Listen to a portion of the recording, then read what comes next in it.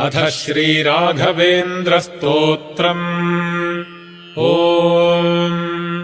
श्रीपूर्णबोधगुरुतीर्थपजोब्धिपाराकामारिमाक्षविषमाक्षशिरस्पृशन्ति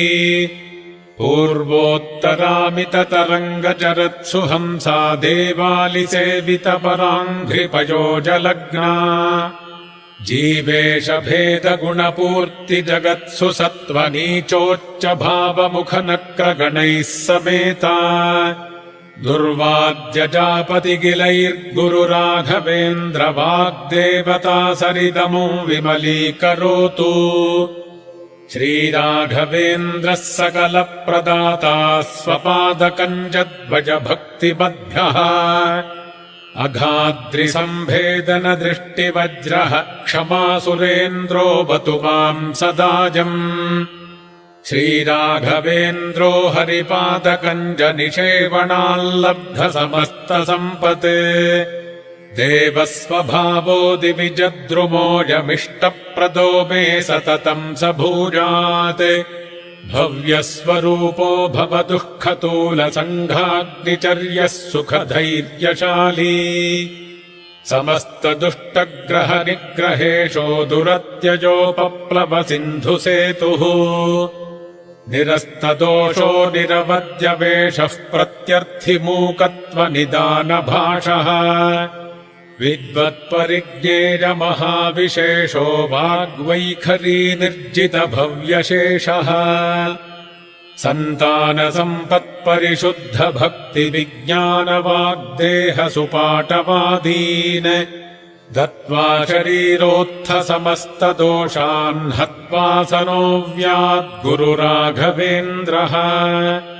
यत्पादोदकसञ्चयः सुरनदीमुख्यापगासादिता सङ्ख्यानुत्तमपुण्यसङ्घविलसत्प्रख्यातपुण्यावहः दुस्तापत्रयनाशनो भुवि महावन्ध्यासुपुत्रप्रदो व्यङ्गस्वङ्गसमृद्धितो ग्रहमहापापापहस्तम् श्रये। यत्पादकञ्जरजसा परिभूषिताङ्गा यत्पादपद्ममधुपायितमानसाजे यत्पादपद्मपरिकीर्तनजीर्णवाचस्तद्दर्शनम् दुरितकाननदावभूतम्। सर्वतन्त्रस्वतन्त्रोऽसौ श्रीमध्वमदवर्धनः विजयीन्द्रकराब्जोत्थसुधीन्द्रवरपुत्रकः श्रीराघवेन्द्रो यतिराड्गुरुर्मे स्याद्भजापहः ज्ञानभक्तिसुपुत्रायुर्यशः प्रतिवादिजगस्वान्तभेदचिह्नादरो गुरुः सर्वविद्याप्रवीणोऽन्यो राघवेन्द्रान्न विद्यते अपरोक्षीकृतः श्रीशः समुपेक्षितभावजः अपेक्षितप्रदातान्यो राघवेन्द्रान्न विद्यते दजादाक्षिण्यवैराग्यवाक्पाटवमुखाङ्कितः शापानुग्रहशक्तोऽन्यो राघवेन्द्रान्न विद्यते अज्ञानविस्मृतिभ्रान्तिसंशयापस्मृतिक्षयाः तन्द्राकम्पवचः कौण्ठ्यमुखाजे चेन्द्रियोद्भवाः दोषास्ते नाशमायान्ति राघवेन्द्रप्रसादतः। ॐ श्रीराघवेन्द्राय नमः इत्यष्टाक्षरमन्त्रतः जपिताद्भावितान्नित्यभिष्टार्थाः स्युर्न संशयः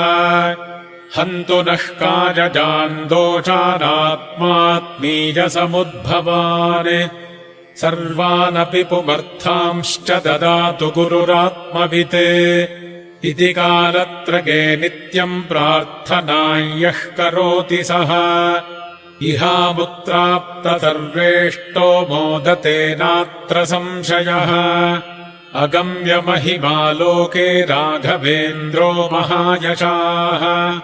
श्रीमध्वमददुग्धाब्धिचन्द्रो वतु सदा नघः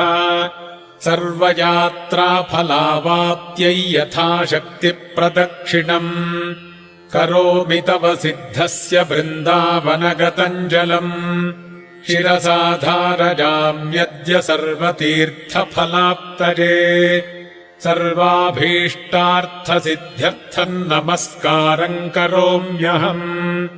तव सङ्कीर्तनम् वेदशास्त्रार्थज्ञानसिद्धये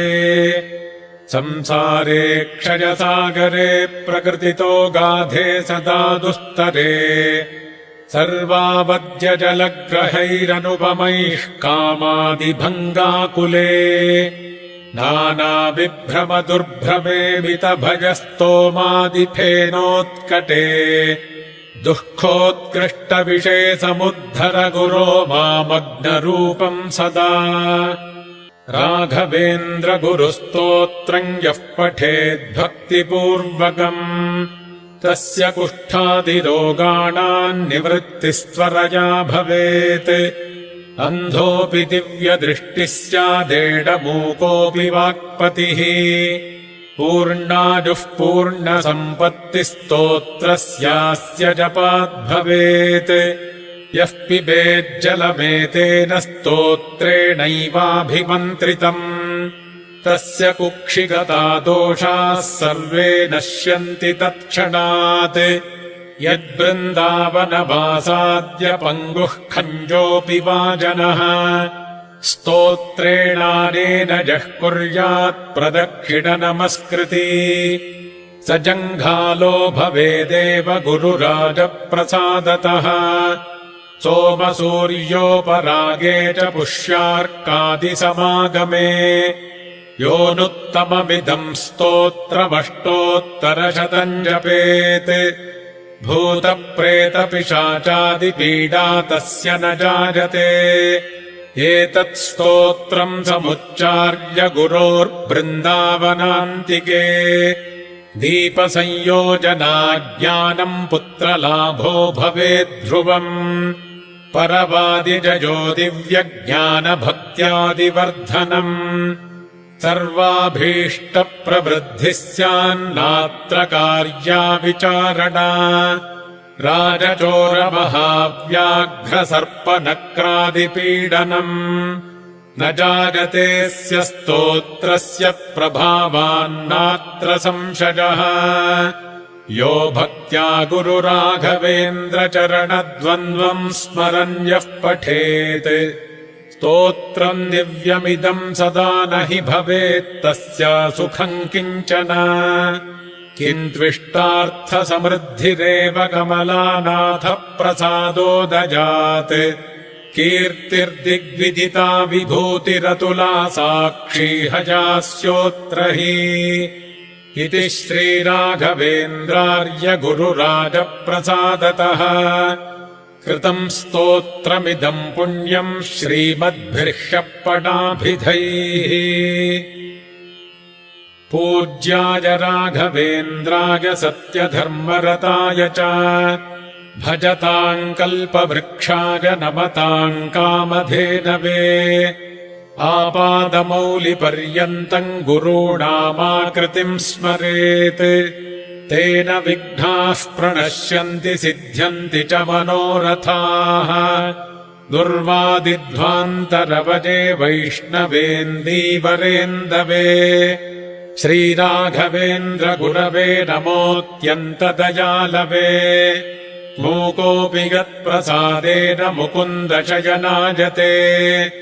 राजराजायते रिक्तो राघवेन्द्रम् तमाश्रजे गुरुः श्रीराघवेन्द्रार्यत्वामहम् शरणम् गतः आयुरारोग्यमैश्वर्यम् दत्त्वा त्वम् रक्ष रक्ष माम् गुरुः श्रीराघवेन्द्रार्यत्वामहम् शरणम् गतः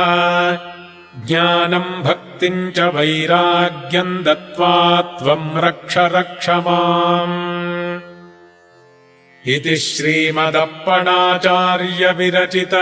श्रीराघवेन्द्रस्तोत्रम् हरिः ओम्।